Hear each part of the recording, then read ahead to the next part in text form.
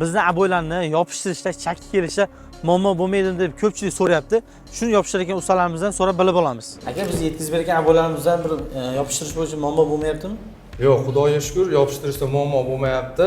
Inshaalloh hammasi yaxshi, a'lo darajada ketyapti. Chaklari qanaqa aka aboylarni?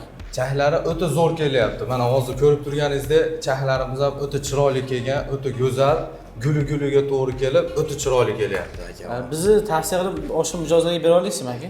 Men hamma mijozlarga tavsiya qila olaman, shu aboylarni uyga yopishtirsa lovurlab turadigan aboylarni.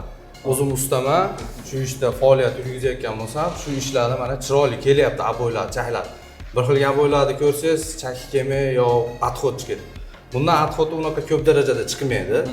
Oz-moz darajada chiqadi отходlarimiz, lekin sifatli va hamyonbop qulay narxlarda. Bu aboylarimiz. Xudo xolasa yaxshi, zo'r kelyapti. Kimga shunaqa sifatli aboy kerak bo'ladigan bo'lsa, bemalol pastdagi raqamlarga murojaat qilishingiz mumkin.